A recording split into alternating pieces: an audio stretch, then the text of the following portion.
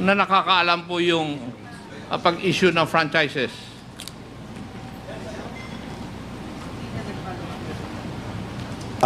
Mr. Chair, may we allow our legal officer? Yes, let's see. And may I know kung sino po yung taga-issue ng mga sasakyan ng PCSO?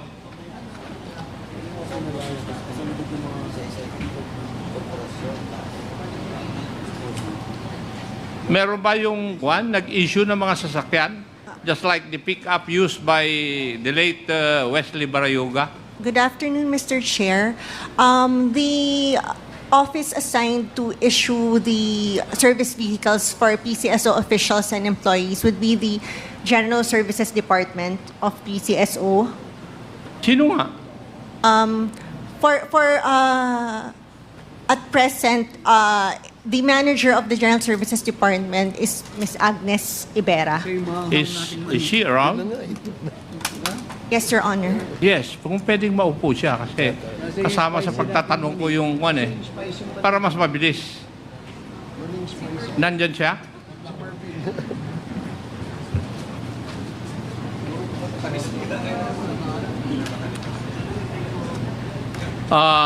Have you all taken your oath? Not yet, Your Honor. Kanina pa pinatatayo yung mga resource persons na dapat nandito eh. Kaya tumatagal ang hearing. Madam, nag-take oath ka na ba? Have you taken your oath? Kanina po yung sinabi nyo doon sa... Tumayo po ako doon kanina. You have taken your oath. Ikaw, attorney. Not yet, Your Honor. Mr. Chair? Comsec, please administer the oath of attorney. Please raise your right hand. Do you solemnly swear to tell the truth, the whole truth, and nothing but the truth in this public inquiry? So help you God. Thank you, sir. Thank you, Comsec. Please proceed, Congressman Akop. Thank you, Mr. Chair. Before I proceed to the issue at hand, may I ask some clarificatory questions? For Colonel Grijaldo, ito ba ang last name mo, Grijaldo? Yes, sir. Yes. When were you assigned sa Mandaluyong? Before Mandaluyong, sir. Hindi. When were you assigned to the Mandaluyong City Police Force? Kailan? July 1st, Your Honor. July 1st of 2020. Yes, sir. Yes. And where was your former assignment? Saan ka nang galing? I was then the under the Chief Directorial Staff in National Capital Region, sir. Sa National Capital Region. Yes, yes, sir. Sigurado ka doon, hindi ka galing sa Davao. Sir,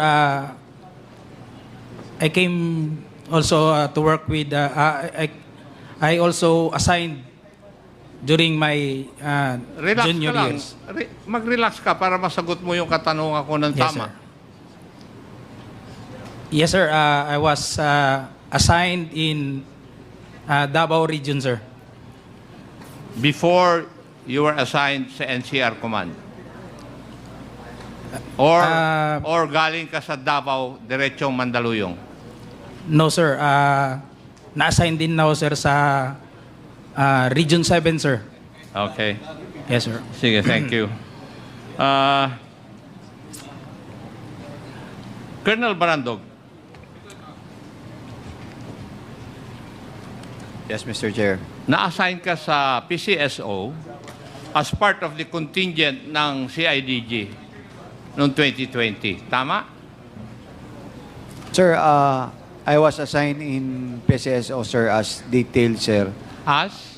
Detailed, sir. Yes, I know. Yes, sir. Yes. Not as a CIDG, sir, but coming from PRO 7, sir.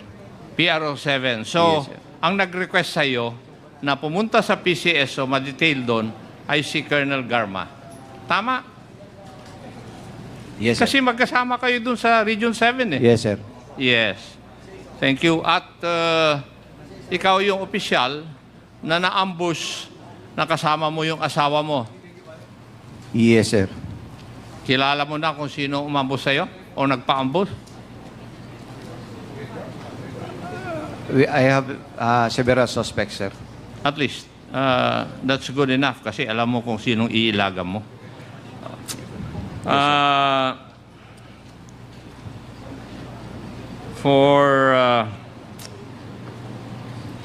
For this SITG, CIDG, ano po yung mga motives na nakita niyo in your investigation report? In the report of the SITG, sir, the finding was to look into the previous assignment of Gen.Barayoga. Hindi, gusto ko lang yung tatlo na para mabilis tayo, iho. First is, sabi kanina ninyo kay Honorable Castro, involvement sa drugs. Yes, sir. The recommendation was there was two recommendation: the involvement in legal drugs and the fact find and the possible anomalies in PCSO, which resulted in the filing of cases by the NBI against PCSO officials. Now, may I know yung basis ng anomalies sa PCSO, just like what anomalies? Your Honor, sir, I am not privy to that, sir. I will check with the records, sir, sa CIDG, sir. And according to your report, meron po kayong may final yung NBI na kaso against PCSO for corruption? Would that be correct? The description by the SITG is alleged anomalies in PCSO. Okay. Now, have you ever conducted a background investigation on the late attorney Wesley Barayoga? Yes, sir. I think the investigators have conducted the background investigation on the person of Gen.Barayoga, sir. And may I know what was the finding of that background investigation? In the discussion during case conferences, it was found out that Gen.Barayoga has a modest lifestyle and actually doesn't have a vehicle used from home to his workplace, and accordingly, he has this Toyota Innova, but it's being used by his son. And His normally, daughter. he commutes from his home to. In other his words, workplace. the late Wesley Barayoga is a simple man, or was a simple man. Hindi, walang sasakyan. Yung sasakyan niyang Innova, ginagamit pa ng kanyang anak. Those were the findings of our investigators. sir. Even when he was assigned sa PCSO, simpleng-simple siya, wala siyang sasakyan. Ang ginagamit niya, public transportation. Tama? That was the findings, sir, of the Yes. investigators. Mr. Chair, ito pong issue na ito ay nagdala ng tension between the Lacans, yung graduate ng Philippine National Police Academy, at saka Cavaliers na graduate ng Philippine Military Academy. Kasi yung pinatay ay graduate ng Philippine Military Academy Class of 83 at yung alleged na nagplano ay members ng Lacan Class 96 at ang ginamit ay Class 2006 where Colonel Mendoza belong. Right? Yes, Your Honor. Thank you. At ito ay hindi po connected sa war on drugs. Ginamit ito na issue laban kay Attorney Wesley Barayoga for their selfish, yung kagaya ng sinasabi kanina ni Honorable Adjong, selfish or personal interest. Let me start. General Pinile, you were the one who recruited Attorney Barayoga. Tama po ba?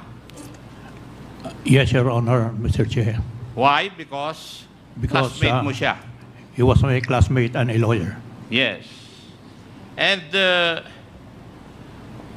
you know for a fact na may mga issues between Colonel Garma, the general manager, and your corporate board secretary. Tama po ba? I have no personal knowledge, but I know that my classmate is very honorable man. He is not fan of issuing. I'm not asking whether the late Attorney Barayoga is an honorable man na established na kanina. Simpleng-simple lang yung tao. Wala ngang sasakyan pag pumapasok. And that is true. Alam mo yun, di ba? Classmate mo eh. Yes, Your Honor. Yes. Do not describe him already. Na-establish na yun. Fact na yun. What we're trying to establish is the motive why he was killed or he was murdered. Di ba? Yes, Your Honor. Yes. So you deny knowing the issues between your general manager, Colonel Garma, and your corporate board secretary? Hindi mo alam yun? Ikaw ang chairman? Can I explain, Your Honor? Last March of 2020, I was in Davao and we are doing board meeting online. And my board secretary, since he's the one collating all reports, is always in the office. So from March to July 30, I was not in the office. So I don't really know the issues, but I know that my board secretary is not issuing board certificates if all the board members have not signed. So maybe that's the reason why he was targeted. Kasi I know that granting of authority to operate is solely given to the GM. So baka meron silang problema doon, and I don't have personal knowledge of their issues. Your Honor. You do not have personal knowledge. Yes, Your Honor. Pero alam mo na may mga hindi napipirmahan ng board na nire-request ni GM Garma na mangyari. Yes, Your Honor. Yes. Kasi your general manager wanted to increase the number of franchises ng STL at gustong ipasok yung perya ng bayan. I have inkling on that, Your Honor. Yes. You have an inkling? Mas Yes, sir. alam ko pa kaysa yun na general manager ka. On the issue of peryahan ng bayan, because it's an illegal game. Yes. And may I know if during that time, after the death of Attorney Wesley Barayoga, you texted his wife?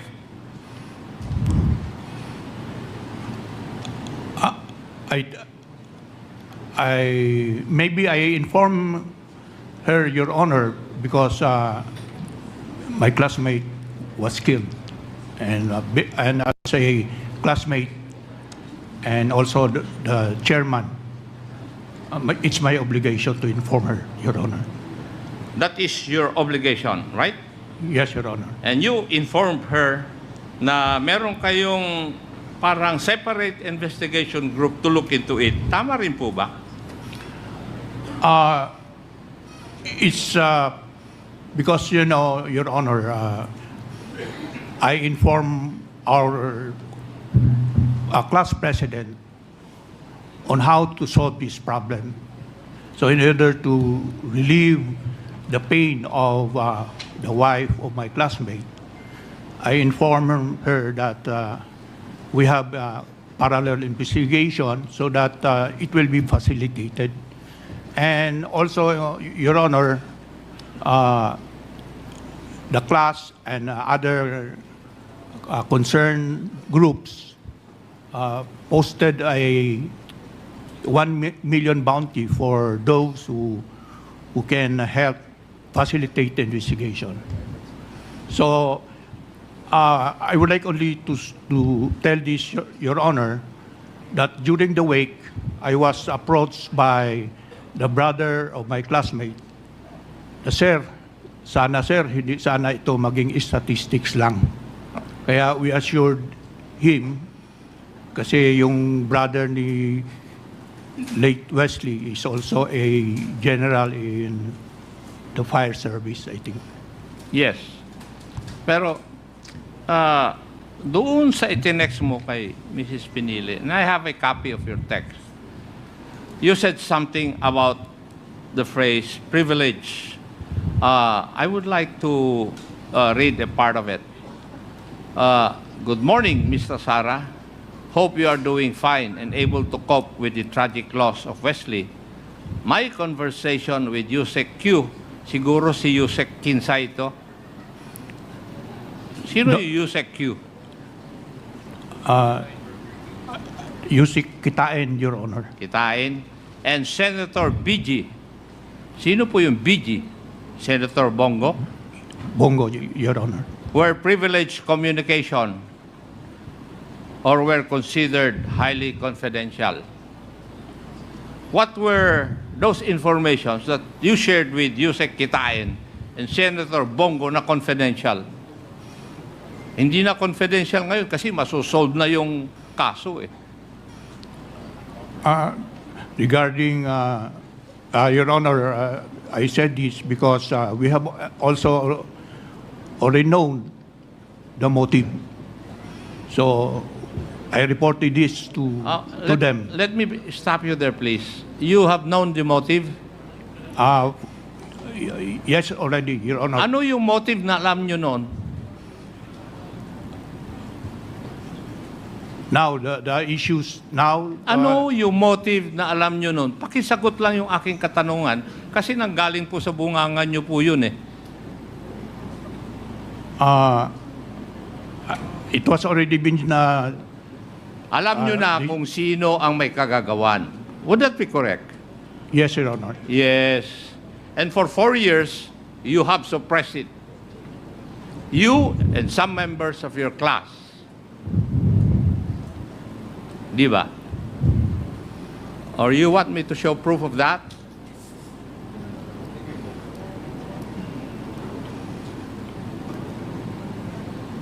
Alam ninyo, totoong nangyari, but you never did anything about it. Why? Because of fear.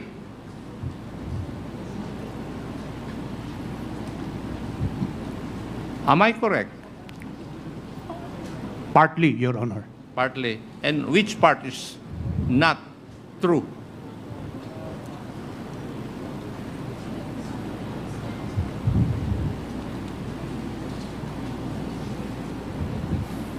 Hindi ka makasagot. Anyway, bahala ka na sa iyong mga classmates. Dapat ka, nagsasabi ka na ng buong katotohanan dito eh. Dahil masosolve na yung pagkamatay ng classmate mo. Now, may I ask the PCSO, when was the vehicle used by Attorney Barayoga issued to him? Your Honor, may we be given a time to present the record because we don't have the records right now? Siguro pwede naman yung tawagan kung sino man ang nakakaalam. Sino ba nakakaalam? Kasi yun po sana pinaupo ko dyan eh. Para hindi po tayo magtagal. Actually, Your Honor, the office issuing the MR, the Memorandum Receipt, is the Assets and Supplies Management Department and not the General Services Yeah, Department. because, Madam, I was informed, or from my informants, in-issue yung vehicle na yon dahil nahihirapan yung tropa ni Colonel Mendoza na ipinpoint yung movement niya. Kasi, sabi ko nga, gumagamit siya ng public transportation. Hindi ba, General Pinili?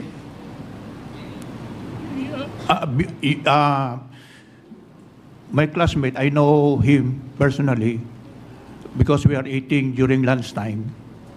Nagbabaon. Nagbabaon siya. Yes. Nagbabaon siya. And Pero gumagamit siya ng public transportation. Yes, sir. Because Yes. according to him, exercise din daw. Yes. Kasi nahihirapan nga yung naatasan na yariin siya eh. Nahihirapan, why? Dahil gumagamit siya ng transportation, walang pattern. At madaming madadamay kung upakan mo kung nasa public transportation. Di ba? Yes, Your Honor. Yes. Kung nag-imbestiga kayo ng tama, tapos na sana ito. Kung gusto nyo tapusin, tapos na rin sana ito. Hindi ngayon lang matatapos. Tama. Tama? Yes, Your Honor. Yes. Now, General Acorda, Yes, Your Honor. alam mo ba kung sino yung mga membro ng Voltes 5?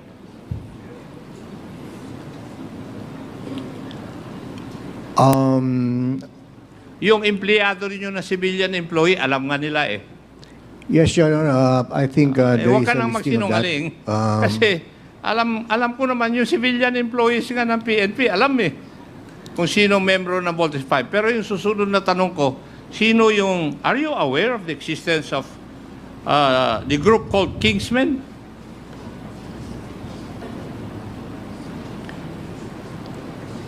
Your Honor, pwede bang i-review ko yung mga documents na hawak ko? No, Because ang tanong ko lang po ay simple. Are you aware of the existence of a group of Kingsmen in the Philippine National Police? it sounds familiar, Your Honor. It sounds familiar. Yes, Your Honor. And Commissioner Leonardo, are you aware of the existence of a group of Kingsmen sa PNP, being a NAPOLCOM commissioner? Sir, I have no idea with regards to the Kingsmen po. You have an idea. No idea po ako. You have no idea. Kingsmen. And therefore, if you do not have any idea, you are not a member of that group. Would that be correct? You do not have to lie to me because I know the truth. No, I'm not a member of Kingsmen, Mr. You are not. And therefore, you are lying.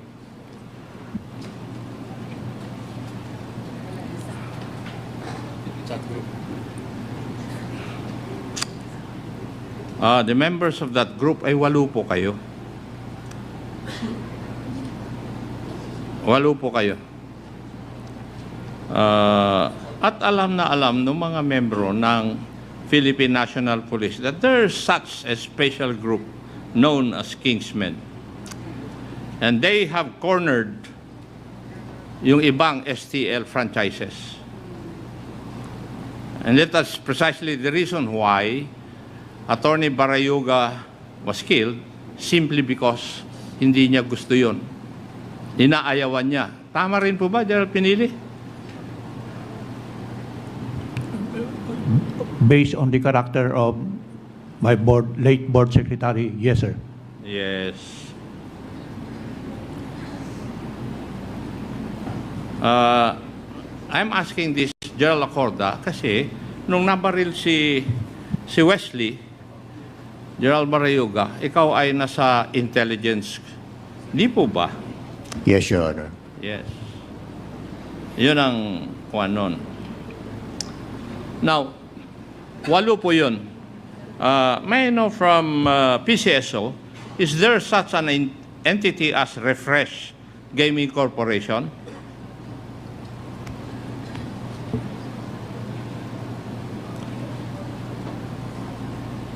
Mr. Chair, can we be given time to check the records first? Para kayo rin si Kwan eh. Cassandra Ong, na paborito ni Honorable Dan Fernandez. I will double check. Binibilang ko noong hearing dito kung ilang beses sinasabi ni Madam Cassandra Ong yung I will double check, Your Honor. Oh, kaya, bakit hindi nyo alam kung merong Refresh Gaming Corporation na nag-i-engage sa STL? Attorney Insyong, hindi nyo alam? Dahil wala si Attorney ay si Madam Gabuyo?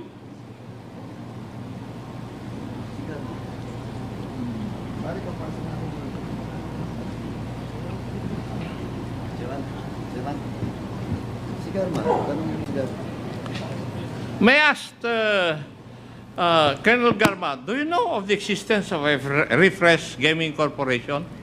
I have not encountered that company, Mr. Chair. You have not encountered that company. I'm trying to, wala pa akong maalalang nabasa ko. First time ko po narinig dito, Mr. Chair. Yes. Refresh. Would the PCSO know? Wala.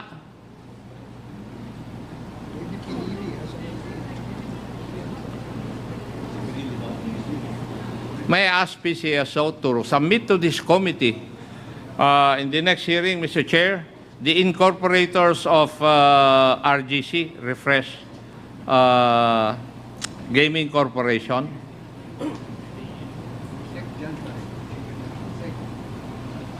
In my list, Commissioner Leonardo, you're part of the 8 Kingsmen.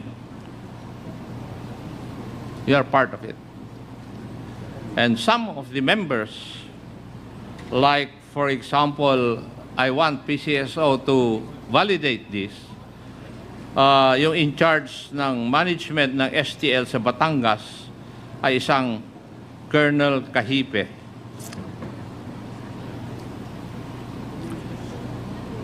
Classmate mo yun, di ba? Commissioner Leonardo. Yes, Mr. Chair. Classmate ko po. And a certain Colonel Ochabe, the manager of the STL franchise in Cebu. Classmate mo rin ito? Classmate ko rin po, Mr. Chair. Ha? Classmate ko po. Yes. Kasama ka eh. The famous 8 Kingsmen. Di ba? Now, let us go to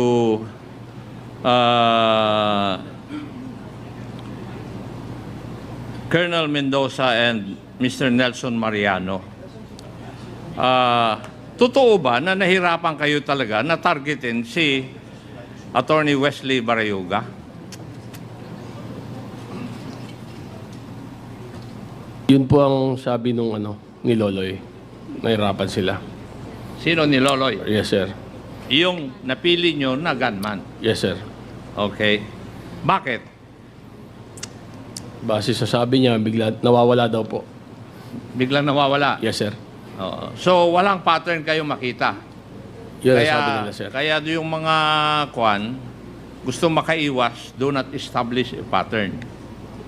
Kasi doon kayo mayayari. Tama? Yes, sir. Yes. Now, paano nyo na-establish ang pattern para mayari si Kwan? Si Attorney Barayoga? Yung nga, sir, na sinabi ni Tox na i-issue ng sasakyan. And would you be able to recognize yung sinasabi mo na Tox? Ha? Hindi. Kilala mo ba yung Tox? Hindi ko po siya personal na kilala, pero nakaharap ko po siya. Nakaharap mo siya? Yes, sir, sa baba po ng PCSO. Doon sa ibaba ng PCSO. Bakit kayo nagkita? Binigay niya po yung mga information regarding kay Sir Barayoga. Wala siyang binigay na litrato? Meron po, biniber niya. So, nakilala mo si the late Attorney Barayoga. Yes, sir. Now, nalaman nyo lang na nagkaroon kayo ng pag-asa nung ni-report ni Tox na may sasakyan siya. Yes, sir. Nirelay ko po rin sa Loloy. That is the importance of why I want to know when the vehicle issued to the late Attorney Barayoga was given. Kasi I have a hunch na kasama sa plano yun. Parang yung ginawa sa Davao Penal Colony na nagkaroon sila ng galugad para lang mailagay sa iisang lugar yung papatayin at yung papatay. Ganyan din yung nangyari rito eh. Now, may I ask Mr. Mariano, is this the talks that you're talking about? Yes, sir. Siya po. Siya. Siya po. Itong talks na ito, inadmit kanina ni Commissioner Leonardo na kilala niya. At naging tao mo ito. Tama po ba? Opo, Mr. Chair. Yes. Matagal mong tao kasi nandito sa files to eh. Files ninyong dalawa sa akin. Matagal kayong magkasama sa CIDG. Opo, Mr. Chair. Yes. Hindi maglalayo yung dokumento rito eh sa akin. So, itong si Tox, ang nakausap mo. Yes, sir. Personal. Nung araw na dapat ninyo na may pagkakataon kayo, saan nag-umpisa yung plano ninyo? Sinabihan niya po ako na lalabas daw ng 4 p.m. Lalabas ng 4 p.m. Yes, sir. Nirelay ko doon sa Loloy. Hindi naman lumabas ng 4 p.m. Hindi ko na po alam kung anong eksakto. Okay. Kung lumabas mo ng 4 p.m., according to the report, maaga nga sana siyang aalis eh. Pero he was delayed dahil pinapirma ng mga papeles. Yun ang nakalagay dito. Now,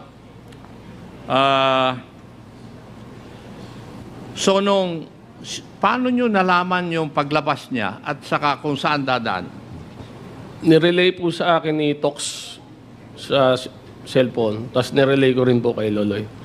And for the information of everybody, a team of CIDG went to the residence of Tox, pero hindi na makita.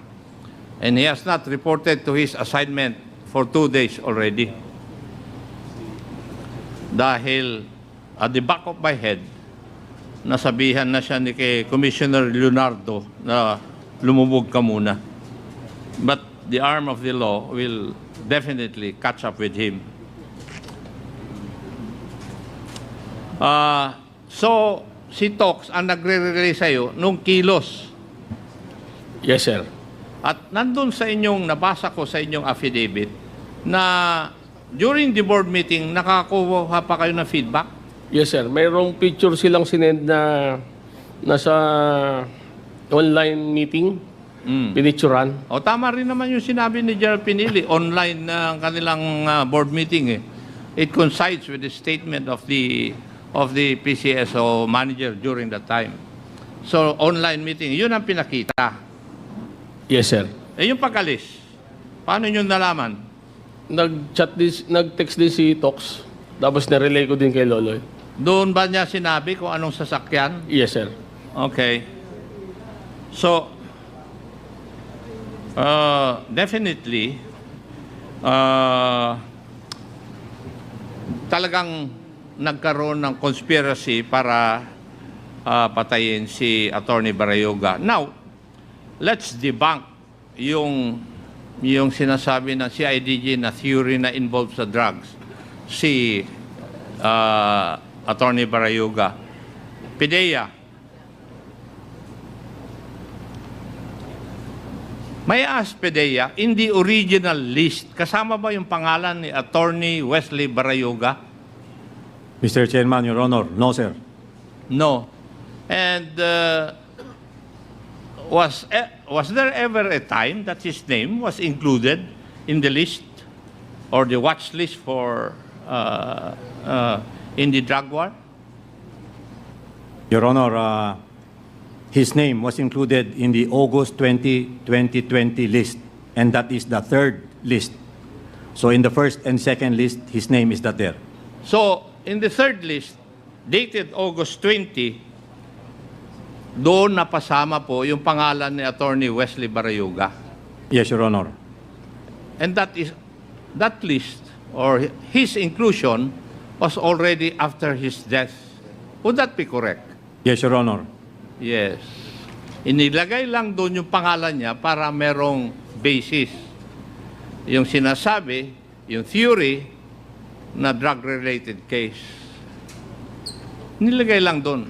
Kaya ang motive talaga is yung katigasan ng ulo ng classmate ni General Manager Pinili noon na objectan lahat yung recommendation ni General Manager Garma mag-increase na number of franchises pasok yung peryahan ng bayan at saka yung paglalagay ng kanilang mga kaibigan para makakuha ng STL franchises doon sa mga lucrative areas kung nasaan ang STL. Kasi doon po sa PCSO, may lucrative areas din po. Alam din po nila yun. Di po ba, Attorney Inchong? Right? Kasi ang chairman pa noon ng Committee on Public Accounts, yung tatay ni DS JJ Suarez, iniimbestigahan na ito noon pa. The first chair of the Committee on Accounts in this House. So, Mr. Chair, as the Honorable Luis Ro has stated, ay talagang may conspiracy to commit murder, and all the participants are either guilty of principal by inducement, principal by the indispensable cooperation, at saka principal by direct participation. Tama po yung sinabi ni Honorable Luis Ro. And may I move, Mr. Chair, that we direct the DOJ and the NBI to conduct an intensive investigation insofar as this issue is concerned. Kasi may mga ebidensya na po tayo. Marami pong salamat, Mr. Chair. There is a motion to for the NBI for this committee to direct NBI for an intensive investigation with regards to the death. Duly seconded. Any objection? The chair says none. The motion is carried. Chairman, ako just a rejoinder lang po. Ito last na lang po. Ito now with the interpolation, the question being raised by Chairman Akop and the rest of the members of this committee, medyo malinaw na po. And of course, the testimony that was given by the PDEA na indeed, wala pong drugs. Siningit na lang after the death of the late General Barayoga. Please take note of that, CIDG. Paki-take note po yan. Now, eto, Mr. Chairman, we know for the fact that Colonel Gamma is also Class 97 and Colonel Giardo, during the time was the Chief of Police of Mandaluyong, was also her classmate. Class 97 din po. At usap-usapan sa loob ng PNP noon, alam nyo na itong 2006 na si Colonel Sante, the time Major Sante, ang involved dito sa pagpatay. Now, Mr. Chairman, Major Sante, last na lang to po. Ito, last na lang na tanong ko sa iyo. Kasi usap-usapan doon, with regards to the murder of General Barayoga, pag inoperate si General Barayoga, dapat hindi lumabas doon sa Mandaluyong, in which that is the AOR of General Colonel Grialdo the time. Is it correct? Yes, Your Honor. O, paki-state mo nga, sino ang nag-order at paano sinabi sa iyo na dapat wag lumabas doon sa Mandaluyong ang implementation ng plano na yon? Kasabay po yan nung message na binigay yung inisyuhan na po nung umaga ng July 30, 2020. Inisyuhan nila ng sasakyan plus driver si Sir Wesley. Tapos kasama po yung binigay na dapat within Mandaluyong lang. Sinong nagbigay ng instruction within Mandaluyong lang? Si Colonel Leonardo po. Si Colonel Leonardo. Of course, Colonel Leonardo will deny it, but malinaw po na yung conspiracy between those persons mentioned in the affidavit and the testimony of Colonel Sante Mendoza, class 2006, at matunog yun, alam yun ng mga opisyal na Colonel Major Sante at the time is involved in this operation. Dahil doon sa STL na problema po. Yun lang po, Chairman. Thank you.